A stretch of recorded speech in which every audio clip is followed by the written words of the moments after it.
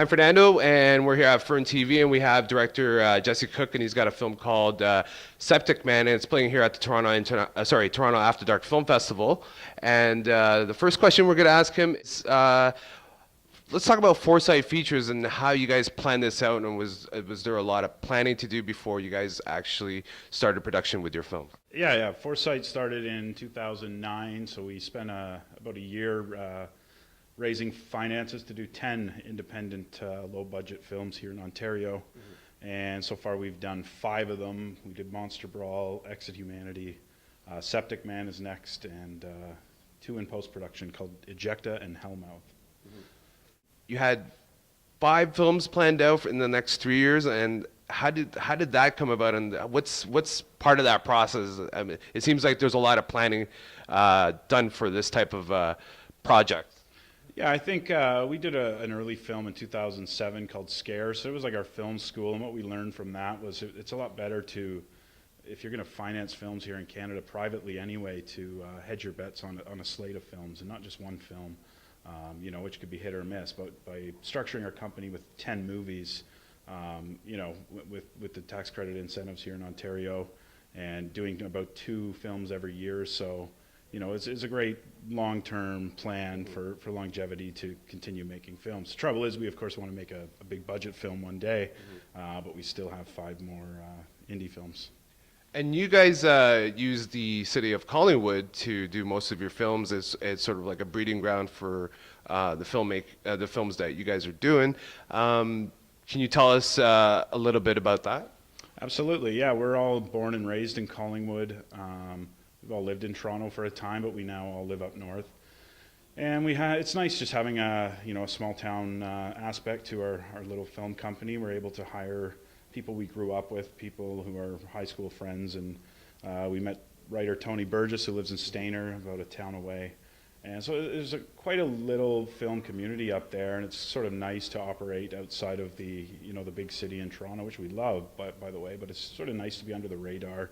And yeah, SepticMan was the first film we actually set in Collingwood as well, so that was kind of cool to be able to, instead of trying to make the town look like it's in America or something like that. This time with Tony, who sets all his stories in sort of small town Ontario, it was nice to use our hometown. How did this story come about, or what inspired SepticMan? Well, I sort of brought to the table a very rough idea of wanting to do a very confined survival horror film about a man trapped down a well. And we brought Tony over to powwow that idea, and it was the first time we actually met him, and he proceeded to clog the toilet, and from there, after that happened and talking to him, we thought, why don't we set this confinement story in a septic tank and sort of structure it like a chamber play, and no, it sort of started from there. So I brought to it sort of like a straightforward horror survivalist tale. Tony was able to add in a ton of subtext and riddles, if you will, which gives the film a lot more scope and depth. Some of the greatest films comes out of the events that happening during that time. For example, the Vietnam War and all the rallies that were going on. George Romero produced and brought out Night of the Living Dead. AIDS was a big thing, and then David Cronenberg made The Fly, and now we're sort of like facing an environmental crisis, especially with water quality and water issues.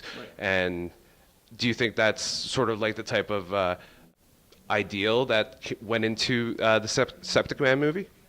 I think a little bit. Horror films will always, have some social commentary, the best ones anyway.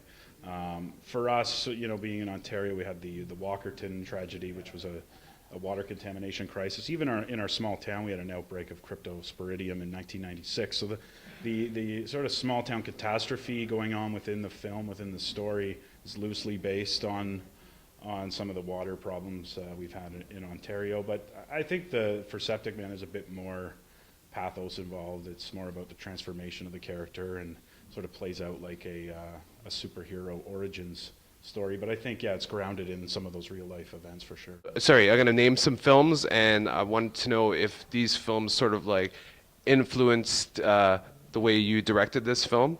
And I'm gonna name a film, and then we're gonna see if I'm right or not. Okay, so Star Wars, the trash compactor scene. No. Reservoir Dogs, the cutting the ear scene. Yes. Old Boy, not the new one, but the old Boy. No. The Fly, of course. Absolutely, The Fly. In fact, the last movie we watched before we shot was Cronenberg's Fly, and certainly the special effects and practical gore makeup it's definitely inspired by Brundlefly. So maybe some other films. Definitely films like Saw and Barry, those sort of confinement one set films. Toxic Avenger, Swamp Thing. Yeah, I know. I mean, it's sort of just like an eclectic mix of genre films, a bit of a send up. So how does it feel to be here at the Toronto After Dark Film Festival, and plus the Anchor Bay Canada acquisition of 3 of your films? Oh, this is an amazing festival for us. So, we've had our premiere a month ago, so it's always nice to come back to Toronto, where we operate very close to, and so nice to have a homecoming, if you will, where a lot of our cast and crew can see the film for the first time on the screen. And yeah, working with Anchor Bay, they've been allies of ours since we started filmmaking, 5 or 6 years ago. So this is now our 6th film with them, sorry. And they just have such a long history of supporting horror in general, but especially here in Canada, where there's sort of a new wave of indie horror filmmakers out there, and they're sort of the flagship for horror filmmakers like myself to get a film in with them. Thank you so much for your time, and whenever you have any more upcoming projects, come back and talk to us again. Absolutely. Thank you so much. Thank you. Thank you.